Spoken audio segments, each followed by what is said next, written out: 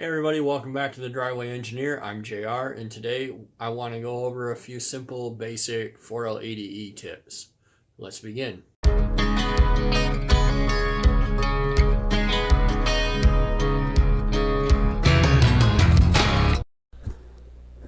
So I want to begin by saying that, it's not my intention to have a step-by-step 4L80 how to rebuild here. Okay? There's the internet's reached about a saturation point with these how-tos on 4L80s. I just want to cover a few things that I don't see covered elsewhere that may come in handy for you guys swapping and things like that. So that's all I intend to do here, is just show you a few tips and tricks and things that you might need to know that I don't see being posted on the other videos. The first one that I don't ever see anybody talk about is the yoke.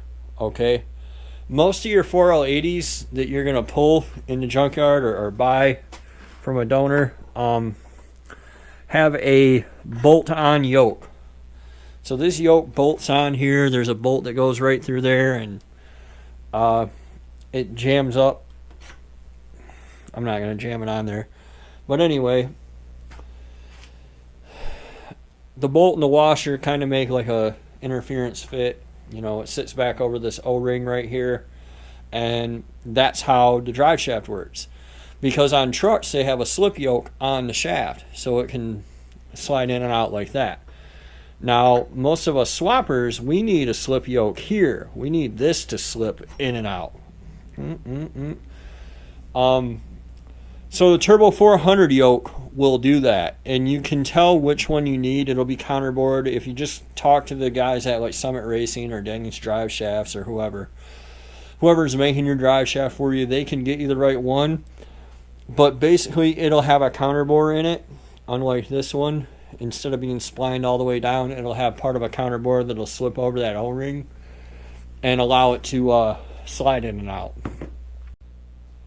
Alright, so two things to point out already. Number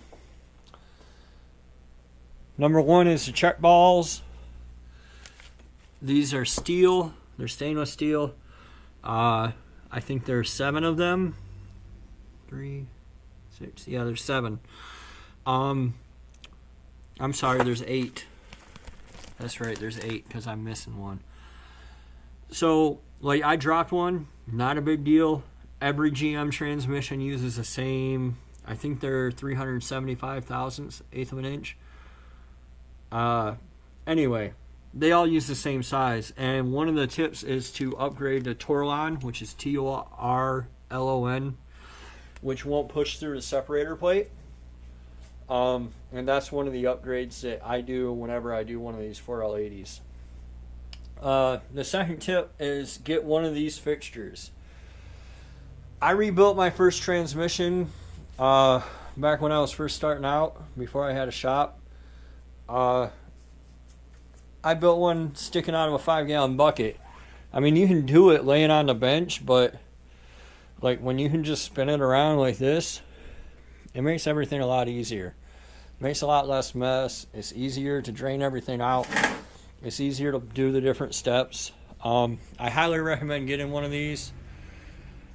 I don't remember who mine is from, but I'll look it up in my Amazon cart and leave a link to it down below. This was about $100, and it just makes it really, really easy to tilt the transmission around. I did have to cut on it a little bit for the 4L80. It hit right here, but it wasn't that big a deal. So anyway, I'm going to pull these pump bolts off, and the next tip will be how to get the pump out without a special tool, because you don't need a special tool to do that. I'll be back.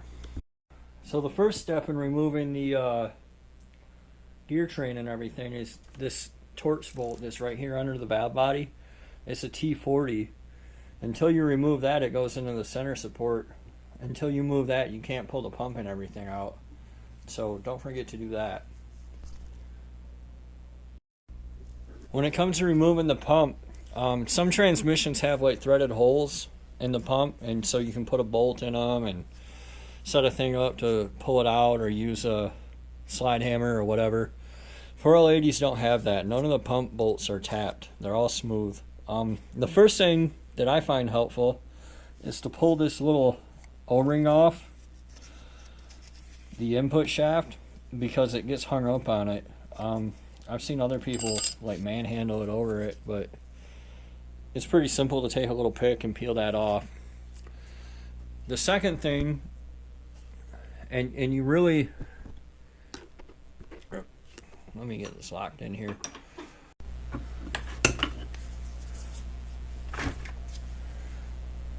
Usually it just takes a few taps around the pump and you can break the seal around this O-ring. And you can pry it out from the inside, right up here. And you don't really need a special tool or anything. There it goes.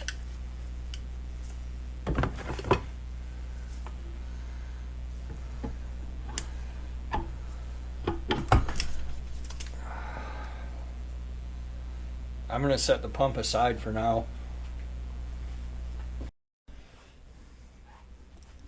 So next up, this little bolt back here is a 12 millimeter or 10 millimeter 12 point. I got that backwards.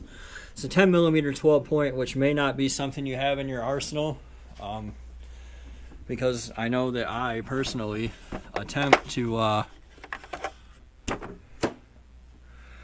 buy 6-pointed sockets whenever I can, because I don't want to strip stuff.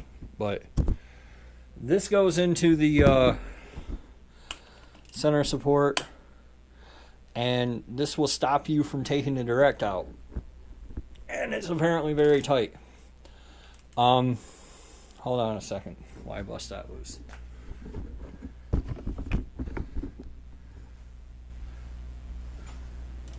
It would help if I wasn't using the shortest ratchet in the world for this, but I am.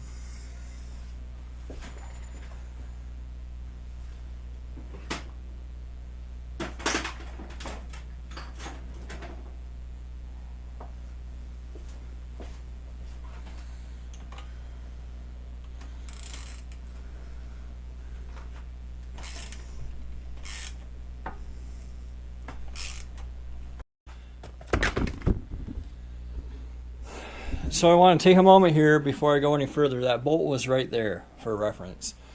And talk about shift kits and valve body modifications and things like that. Everybody knows about the Transgo HD2 kit at this point in time.